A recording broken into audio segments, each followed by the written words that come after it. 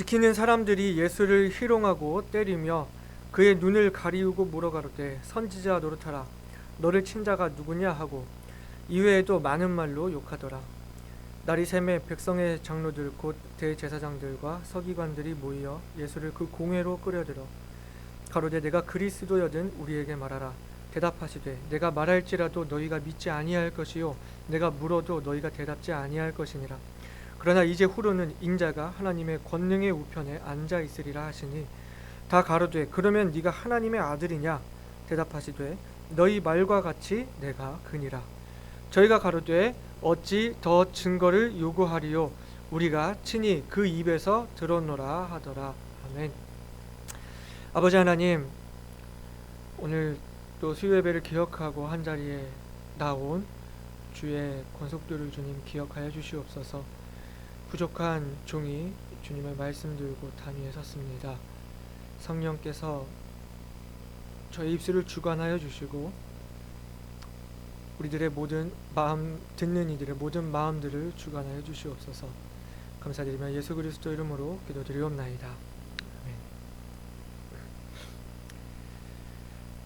여러분, 답정너라는 말 알고 계세요? 답은 정해져 있어. 너는 대답만 하면 돼 라는 의미로 이미 내가 듣고 싶은 대답을 정해놓고 질문하는 것을 이야기하는 것입니다. 아내가 나 요즘 살이 찐 것 같아 못생겨지지 않았어? 라고 물어보면 어떻게 대답해야 되나요? 실제로 정말 살이 10kg가 넘게 쪘다고 할지라도 그렇다 이렇게 인정해서는 절대 안 되는 거죠. 무슨 말이야? 내 눈에는 너무나 이쁘다 이렇게 해야 하는 그 대답이 정해져 있습니다. 어떻게 대답을 해야 될지 생각하고 고민해서도 안 되는 겁니다. 나 오늘 어떠냐든지 또 아침상에서 오늘 또 간이 어떻냐든지 이런 질문에 그 센스 있는 대답은 그날 하루를 바꾸고 가정의 평화를 불러오는 대답이 되는 것이죠. 많은 경우에 우리들이 다른 사람과 소통함에 있어서 이런 자세일 때가 많습니다. 듣고 싶은 대로 듣고 보고 싶은 대로 보고 해석하고 싶은 대로 해석하고 상대방이 어떤 설명을 하든 내가 이미 머릿속에 가져버린 그 생각을 버리지 않고 그게 맞다고만 이렇게 생각하는 것이죠. 이렇게 되면 소통이 불통이 됩니다. 상대는 벽에 대고 이야기하는 것 같고 대화를 피하게 되는 것이죠. 오늘 본문에서 예수님이 당하신 신문도 이러했습니다. 이미 답이 정해져 있고 결론이 내려져 있는 신문이었어요. 그동안 예수님을 어떻게 처치를 해야 될지 이를 갈고 있던 그 대제사장들과 바리새인들, 종교 지도자들이 드디어 예수님을 잡았고 예수님을 처치할 수 있는 기회가 왔고 예수님이 뭐라고 말하시는지는 중요하지 않고 그저 죄를 인정하는 그 자백만 받아내면 되는 것이었습니다. 너무 불합리한 재판이었죠. 한밤중에 범인을 잡아서 바로 해가 뜨자마자 재판에 넘기는 게 어디 있습니까? 변호인은요? 그리고 밤새 예수님을 모욕한 것은요? 오늘 본문의 63절부터 65절을 보시면 이 성전을 지키는 사람들, 대제사장의 종들이 예수님을 어떻게 모욕했는지 나오고 있습니다. 눈을 가린 상태에서 누군가 예수님을 때려놓고 누가 때렸게? 맞춰봐라.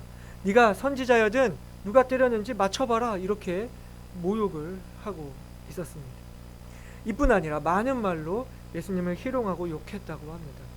하나님의 아들이신 예수님을 신성모독이라는 죄로 잡아놓고 자신들이 진정한 신성모독을 지금 하고 있는 겁니다. 예수님은 이런 조롱과 모욕을 겪으시고 이런 취급을 당하시면서 신문에 임하셨습니다. 한밤중에 예수님을 잡고 밤새 예수님을 때리고 희롱하고 모욕을 주었습니다. 그리고 날이 밝자마자 이 유대인들의 최고 법 집행기관인 산헤드린을 대제사장의 집으로 불러 모았습니다. 밤중에는 재판을 하는 것이 불법인데다가 또 대제사장을 비롯한 종교 지도자들이 예수님을 지지하는 이 백성들, 이 민심을 두려워하고 있었기 때문에 백성들이 모여있지 않은 틈을 타서 신속하게 재판을 집행하는 것입니다. 오늘은 이 전혀 정당하지 못하고 이치에 맞지 않는 엉터리 신문에서 예수님이 어떠한 자세로 어떠한 대답을 하시는지 보면서 우리들이 배워야 할, 닮아야 할 교훈들을 나누고자 합니다. 신문을 대하시는 그 예수님의 첫 번째 모습은 바로 진리를 바로 전하시려는 모습이었습니다. 오늘 본문에서 신문이 진행되는 상황을 보시면 산헤드린이 하는 그 질문과 예수님의 대답이 뭔가 이상한 것 같습니다. 우리가 신문하는 것을 드라마나 영화를 통해 보면은 어떻게 하나요? 원하는 자백을 얻기 위해서 압박을 하죠. 묻는 말에 바른 대로 대답하라고 하고, 그렇다 아니다라고만 그렇게 막 대답하라고 하고, 그렇게 막 답을 좁혀갑니다. 그런데 예수님이 대답하시는 것을 보면 묻는 말에 바로 대답을 하지 않으시고 마치 빙빙 돌려서 말하는 것처럼 보이지 않으세요?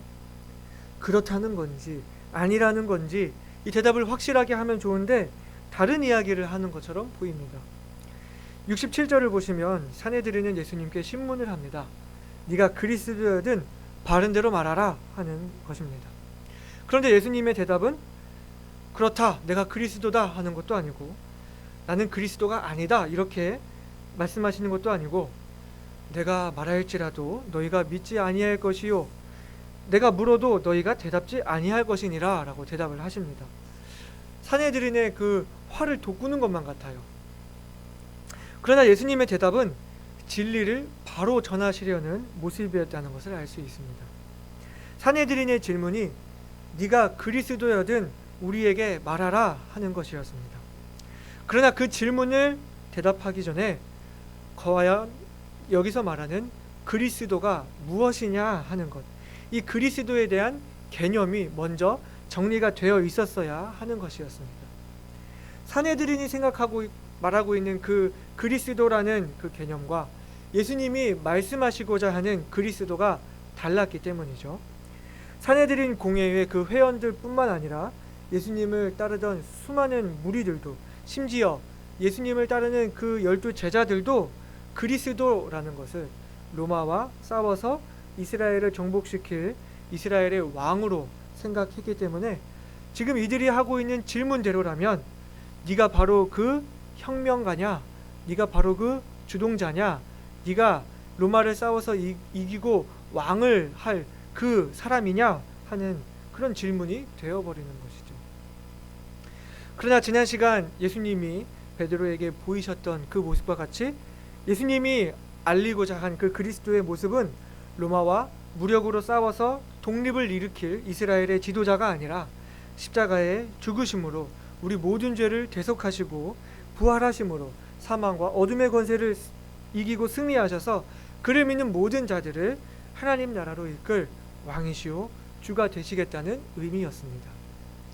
그렇기 때문에 그 모욕 앞에서도 저항하지 않으시고 그 무력으로 응하지 않으셨던 것입니다.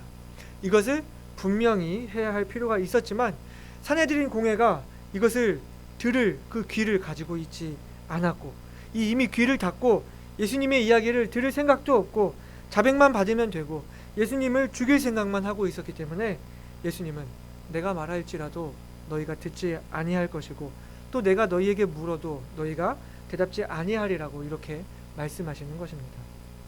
예수님의 대답이 무엇이었습니까?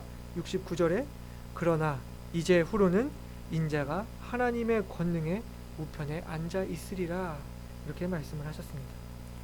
너희들이 생각하는 것처럼 이스라엘을 회복하고 주권을 가질 이스라엘의 왕이 아니라 죽음과 부활 이후에 하나님 우편 보좌에서 온 세상을 통치하고 심판할 주가 되신다는 말씀을 하고 계시는 것이죠. 이것이 진정한 그리스도의 의미고 참 진리였기 때문에 예수님은 산헤드린이 질문한 것과 다른 의미의 그 그리스도에 대해서 말씀하셨고, 이들의 닫혀있는 귀와 닫혀있는 마음을 예수님께서 지적하심으로 그 귀를 열려고 하시고 그 마음에 노크하시고 바른 진리를 전하려고 하셨습니다. 예수님께는 자신의 안위보다 참된 진리가 더 중요한 것이었기 때문이었습니다. 주님께서 말씀하시기를 요한복음 8장 32절에는 진리를 알지니 진리가 너희를 자유케 하리라 말씀을 하고 계시는데요. 원수들에게 마저도 바른 진리로 인도하시고자 하셨던 것이 예수님의 마음이라면 참된 진리를 바로 아는 것이 얼마나 중요한 일이겠습니까? 예수님께서 바른 진리를 위해서 애쓰신 것을 깨달았다면 우리도 참된 진리가 무엇인가를 알기 위해 애써야 하는 것입니다. 참 진리에는 귀를 닫고 내가 듣고 싶은 대로, 내가 보고 싶은 대로, 내가 원하는 대로 성경을 이해하려는 모습이 있었다면 오늘 사내들의 모습과 다를 게 없는 것이죠. 주님 말씀에 대해 성경은 어떻게 말하고 있습니까? 디모데후서 3장 16절과 17절에는 모든 성경은 하나님의 감동으로 된 것으로 교훈과 책망과 바르게 함과 의로 교육하기에 유익하니 이는 하나님의 사람으로 온전케 하며 모든 선한 일을 행하기에 온전케 하려 함이니라 말씀하고 있습니다. 성경은 우리를 가르치기도 하지만 때로는 우리를 책망하기도 하며 바른 길이 무엇인지를 알려주고 또 우리를 그에 맞춰 조정하기도 합니다. 그러하여금 우리를 하나님의 사람으로 온전케 하고 바른 믿음으로 자라게 하는 것입니다. 오늘날 많은 사람들이 힘든 생활들을 하고 있습니다. 그렇죠. 사업을 하는 사람이든 직장 생활을 하는 사람이든 너무나 힘들게 생활하고 있어요. 위로가 필요하고 격려가 필요합니다. 도전이 필요한 것은 사실이죠. 위로하는 말이 담긴 책들, 그런 문구들이 인기를 끕니다. 그에 반해서 우리를 책망하는 말, 또 쓴소리는 멀리하려고 합니다. 그만큼 우리가 편식을 하고 있다는 것입니다. 우리가 주일 오후마다 소아시아 7교회에 대한 말씀들을 나누고 있는데요. 교회마다 칭찬하는 말씀, 인정하는 말씀도 있지만 책망의 말씀들도 있는 것을 우리가 보고 있습니다. 제가 바라는 것은 교회들을 향한 그 격려와 위로가 우리들에게도 격려와 위로가 될 뿐더러 또 주님의 말씀이 책망하는 말씀이라면 우리들도 책망으로 받아들이기를 원합니다. 내가 편협한 시각을 가지고 있지는 않았는지, 내가 원하는 것만을 보려고 하지는 않았는지, 내가 듣고 싶은 말씀만을 듣기를 원하고 나를 그 말씀에 나를 맞추는 게 아니라 나에게 그 말씀을 맞추려는 마음이 있지는 않았는지 돌아보고 주님이 말씀하시는 것이 무엇인지를 깨닫고 진리를 추구하는 저와 여러분이 되시기를 간구드립니다. 또한 예수님이 십자가를 앞두고 그 위협을 받는 상황에서도 바른 진리를 말씀하시고자 했던 것처럼 우리들도 진리를 타협하지 않고 바로 전하려는 그런 마음을, 그런 믿음을 갖기를 원합니다. 우리 주변에 있는 사람들을 바른 진리 가운데로 인도할 수 있는 영적 지식을 갖춘 성도들이 되기를 바랍니다. 두 번째로 신문에 대하시는 예수님의 모습은 바로 마음을 돌이키도록 하시는 모습이었습니다. 예수님은 자신을 죽이려는 마음으로 가득하고 귀가 닫혀 있고 마음이 닫혀 있는 이 사내들인 공회에게 바른 진리를 말씀하실 뿐만 아니라 그 바른 진리로 이들을 돌이키게 하고자 하셨습니다. 그러나 이제 후로는 인자가 하나님의 권능의 우편에 앉아 있으리라 하시는 말씀은 어떤 의미였습니까? 시편 110편에 보시면은 그 1절에 여호와께서 내 주에게 말씀하시기를 내가 내 원수로 내 발등상 되게 하기까지 너는 내 우편에 앉으라 하셨도다, 이렇게 구약의 말씀에 예언을 하고 있는데, 이렇게 구약에서 예언되어 온 메시아, 단순히 이스라엘과 로마와의 관계만을 말하는 것이 아니라 세상의 권세를 잡은 사단을 물리치고 온 열방을 다스릴 주라는 말씀인 것입니다. 어떤 사람이 자신을 이렇게 말할 수 있을까요? 이렇게 대답할 수 있는 지혜를 가진 사람이 없었을 것입니다. 이 정도로 주님이 말씀하신다면 사내들이는 그 말이 사실이라면, 이렇게 말씀하시는 분이 정말 그리스도라면 이렇게 한 번은 생각을 해봤어야 하는 것입니다. 그랬다면 당장이라도 회개하고 돌이켜야 했습니다. 그러나 전혀 그 예수님의 말씀을 받아들일 생각이 없었고 결국 지금에는 이들이 예수님을 신문하고 있지만 후에는 상황이 완전히 뒤바뀌게 돼서 사망 권세를 이기시고 부활하셔서 하나님 우편에 앉으신 그 예수님 앞에서 이들이 영원한 심판을 받게 되리라는 것을 생각할 수 있어야 했습니다. 이 놀라운 경고의 말씀을 주의 깊게 들었어야 했던 것이죠. 그에 반해 예수님 어떤 분이십니까? 유다에게 여러 번이나 예수님을 그 팔려고 하는 시험에서 승리하고 돌이킬 수 있는 기회를 주신 분이셨습니다. 베드로가 예수님을 부인하기 전에 돌이킬 수 있는 기회를 계속 허락하셨던 분이셨습니다. 다른 제자들에게도 마찬가지로 시험에 들지 않기를 구하라고 하셨고, 심지어 예수님을 죽일 생각으로 가득한 이 유대인의 지도자들에게도 예수님은 이렇게 자신을 드러내시며 돌이킬 수 있는, 그 마음을 돌이키고 회개할 수 있는 기회를 주고 계시는 것입니다. 원수들이라고 할지라도 구원받아야 할 필요가 있는 죄인들이었기 때문에 이들의 죄는 미워하더라도 이들은 미워하지 않으시고 회개의 기회를 주시는 것이죠. 그러나 사내들이는 이미 답을 내려놓고 예수님의 말씀을 듣고 있었기 때문에 예수님의 대답은 이들에게는 혐의를 인정하는 말로밖에 들리지 않았겠지만, 이들이 진정으로 예수님의 말씀을 깊이 생각했었다면, 그것이 사실일 수도 있었다는 가능성을 생각했었다면 이들은 변화되었어야 했습니다. 이를 통해 알 수 있는 것은 예수님은 원수에게라도, 당신께서 모욕을 당하고 또 불합리한 신문을 당하는 그 와중에서라도 죄인들의 마음을 돌이키고자 하는 그런 마음을 가지셨다는 거예요. 어차피 논리가 통하지 않는 자리였지만 이들에게 논리로 대항하지 않으셨습니다. 이들의 위협과 조롱과 신문에 맞서지 않으시고 대항하지 아니하시고 오히려 이들을 깨닫게 하고자, 이들의 마음을 돌이키게 하고자 하셨던 것입니다. 여기서 우리는 주님의 마음을 배워야 합니다. 진리를 전하시고자 했던 마음, 그 진리로 마음을 돌이키고자 하셨던 그 마음을 기억해야 합니다. 주님의 말씀은 진리이면서 또한 우리를 변화시키십니다. 주님께서 어떻게 말씀하셨습니까? 요한복음 17장 17절에는 저희를 진리로 거룩하게 하옵소서, 아버지의 말씀은 진리니이다. 주님께서 이렇게 말씀을 하고 계시는데요. 우리가 주님의 말씀을 우리가 진리라고 그렇게 믿고 또 그렇게 받아들인다면 주님의 말씀은 변화를 촉구하게 되어 있습니다. 우리로 하여금 그 말씀 앞에 반응을 요구하게 되어 있다는 것입니다. 이해를 넘어서 마음으로부터의 변화, 행동으로부터의 변화, 삶으로부터의 그 변화를 도전하시는 것입니다. 우리가 성경이 하나님의 말씀인 것을 믿는다면, 이것이 진리임을 정말로 믿는다면 우리는 말씀대로 살아야 할 것을 요구받을 수밖에 없습니다. 우리 삶을 조정해야 할 것이 생길 수밖에 없는 것입니다.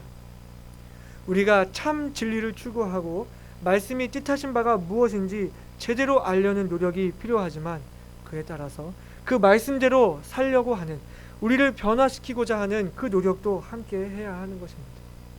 머리로 이해하는 것뿐만 아니라 행동도 함께 따라가야 하는 것이죠. 또한 또 우리가 알아야 할 것은 전혀 받아들일 마음이 없는 사람들에게도 포기하지 않고 그 마음을 변화시키고자 하셨던 그 예수님의 마음처럼 우리들도 주변 사람들을 전도하기를 이렇게 포기하지 말고 전해야 할 줄 믿습니다. 주님의 말씀을 전하고 그 말씀이 그 듣는 사람의 마음을 변화시켜 주기를, 말씀이 살아 역사하기를 간절히 구하는 자세로 계속 복음을 전해야 하는 것입니다. 이제 다음 주면 민족의 대명절인 추석 연휴가 됩니다. 아마 전도하기 가장 힘든 사람들이 가족들인 줄로 그렇게 압니다. 내가 사는 모습이 어떤 줄 다 알기 때문에 내가 정말 그 모범이 되지 않으면 복음을 전하기가 참으로 어렵지만, 그럼에도 불구하고 포기하지 않고 진리를 전하고 돌아오실 수 있기를 바랍니다.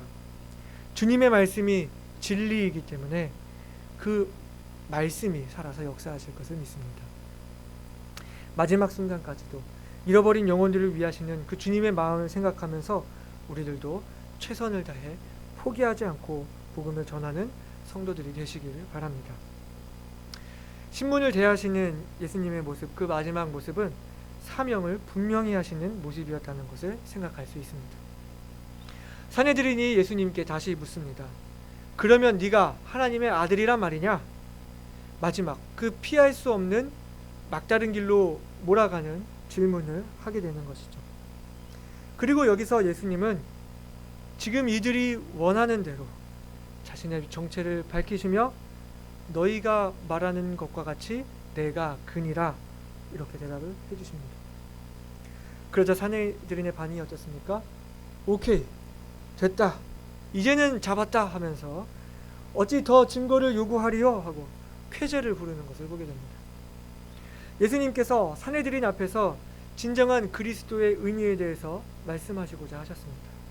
그리고 이들이 회개하기를 원하셨습니다. 이들의 귀를 열게 하시려고 하셨고 또 이들의 마음에 노크를 하시고는 이제는 이들이 원하는 바로 그 대답, 내가 바로 하나님의 아들이라 하는 그 대답을 해주시는 것입니다. 자살행위가 아닌가요? 얼마든지 또 돌려서 말할 수 있었지 않았겠습니까? 교묘하게 대답을 회피해서 확실한 증거를 잡을 수 없도록 그렇게 말씀하실 수도 있지 않았겠습니까? 그러나 이제는 그대로 인정하시는 모습을 보게 됩니다. 자신의 신분을 숨기지 아니하셨습니다. 예수님의 제자인 것을 부인했던 그 베드로의 모습과는 비교되는 모습이죠. 네가 하나님의 아들이냐? 하는 그 질문에 너희 말과 같이 내가 그니라. 근데 이 정도로 말했으면 이건 진짜 아닙니까? 어떤 사람이 자기 목숨을 내어놓고 자기가 하나님의 아들 그리스도다 이렇게 말할 수 있겠습니까? 만약에 어떤 한 사람이 그리스도 행세를 하는 것이었다면 정말 죽음 앞에서는 여기에 와서는 사실대로 실토해야 당연한 것이죠. 그러나 피할 곳 없는 이 마지막 질문에서 하나님의 아들임을 그대로 시인하셨다는 것은 이건 진짜라는 거예요. 정말 미친 사람이 아니고서야 그렇게 대답할 수가 없었을 것입니다. 이쯤 되면 진짜 이 사람이 하는 말이 진짜가 아닌가 생각해 볼 만도 한데 사내들이는 정말 예수님을 정말 미친 사람 취급했습니다.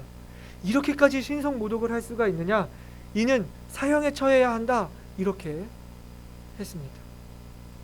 사실 지금 이 문제는 종교 재판에 관련한 거기 때문에 사내들인이 알아서 사내들인 선에서 해결할 문제이지만 이들이 원하는 것은 예수님의 죽음이었고 사형을 집행시키기 위해서는 로마 총독의 승인을 받아야 했기 때문에 이들은 이 종교적인 문제를 가지고 정치적인 문제로 바꿔서 로마 총독 빌라도에게 예수님을 넘기게 됩니다.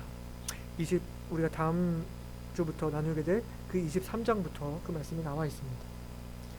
지금 재판이 시작하는 과정, 진행되는 과정, 그리고 재판이 결과가 맺어지는 그 모든 과정이 모두 다 불합리하게 이루어지고 있는 재판이었습니다. 그러나 예수님은 이런 엉터리 재판에서 자신의 신분을 밝히기를 감추지 않으셨습니다. 왜 그러셨습니까? 예수님이 하나님의 아들이기 때문에 그대로 솔직하게 말씀하시는 것이 당연하지만 이들의 신문 앞에서 예수님이 인정하심으로 인해서 하셔야 할 일이 있었기 때문입니다. 바로 아버지 하나님의 뜻대로 십자가로 가셔야 했기 때문인 것입니다. 이 모든 것이 아버지 하나님 뜻 가운데 계획된 것이었고 이것이 예수님의 사명, 이 땅에 오신 이유였기 때문에 이 모든 엉터리 재판을 그대로 받아들이셨어요. 예수님은 천국의 비밀을 귀 있는 자들에게 전하시려고 일부러 비유로 말씀하신 분이었고 제자들에게만 알려주시고 그런 분이었는데 이제는 때가 되었기 때문에 이 들을 귀 없는 자들에게도 예수님이 하나님의 아들이심을 선포하고 또 자신의 사명을 위해 십자가를 향해 나아가신 것입니다. 때로 우리들도 우리들의 믿음에 대해 우리들의 신분에 대해 세상 앞에서 드러내야 할 상황들이 있습니다. 나는 그리스도인이다. 나는 예수님의 제자다. 나는 하나님의 자녀다 하는 것을 보여야 할 때가 있는 것입니다. 다가올 추석에 가족들이 차례를 지내는 자리라든지 중요한 회식 자리라든지 불신자들 앞에서라든지 또는 죄의 유혹 앞에서 내가 피해를 받는다고 하더라도 내가 누구인가를 드러내야 하는 때가 있습니다. 예전에는 남자들이 군대 이야기하는 게 민폐였는데 요즘은 이 군대 이야기하는 게 트렌드가 된 것 같아요.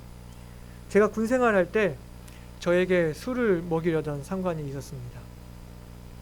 회식 자리에서 제가 술을 끝까지 받지 않자 술을 받지 않는 인사과장 때문에 오늘 전 간부들 새벽 3시까지 야근시켰던 그 대대장이었습니다. 그때 그 차가워진 분위기, 저를 향한 모든 간부의 그 원망의 눈빛들이 지금도 생생합니다. 그날 모든 간부들에게 저는 대역 죄인이었지만 주님 앞에서는 귀한 아들이었다고 믿어요. 그 결과가 고난과 핍박이라 할지라도 내가 가진 믿음에 대해서 증명할 수 있어야 합니다. 비록 사내들인이 앞에 있었지만 예수님은 하나님 앞에 서 계셨고 자신의 사명 앞에 당당하게 맞서셨습니다. 이 모습을 우리가 본받아서 우리들도 세상 앞에 서 있지만 언제나 하나님 앞에 서 있다는 것을 깨닫고 당당하게 그 세상 앞에 맞서는 믿음을 가져야 하는 것입니다. 오늘 대제사장의 집에서 신문을 받는 예수님의 모습을 통해 함께 교훈을 나누었습니다. 이스라엘의 종교 지도자들, 이 사내들이는 이미 결정을 내려놓은 상태에서 어떻게든 예수님을 그 사형장으로 이끌고자, 사형을 집행하고자 아주 표적이 있는 질문만을 하였습니다. 예수님은 그러한 질문에 지혜롭게 대답을 하셨어요. 재판 결과가 두려워서 사내들인의 질문에 대답을 회피하신 것이 아니었습니다. 말을 돌려서 함으로 혐의에서 벗어나고자 하시는 것이 아니었습니다. 분명히 후에 예수님은 자신의 신분을 밝히 드러내셨잖아요. 이들에게 그리스도에 대한 그 잘못된 관념을 바로 잡으시고자 참 진리를 선포하셨던 것이고, 원수라고 할지라도 그 마음을 돌이킬 수 있는 기회를 주고자 하셨던 것이고, 그러한 이후에 온 세상을 구원해야 하는 자신의 사명을 위해 엉터리뿐인 이 신문에 응하셨던 것을 보았습니다. 우리들도 이러한 예수님의 모습을 본받아서 진리를 사모하는 마음을 갖기를 원합니다. 진리의 말씀이 나를 비출 때 그 말씀 앞에 굴복할 수 있는 마음을 갖기를 원합니다. 또한 잃어버린 영혼들을 끝까지 포기하지 않는 그 마음을 가지고 계속 복음을 전하기를 원합니다. 우리는 세상으로부터 부름을 받아서 나왔지만 또 오히려 또한 세상으로 보냄받은 사람들인 것을 기억하고 세상 앞에 당당하게 우리들의 믿음을 드러내고 맞설 수 있는 믿음을, 또 그 용기를 갖기를 간절히 소망합니다.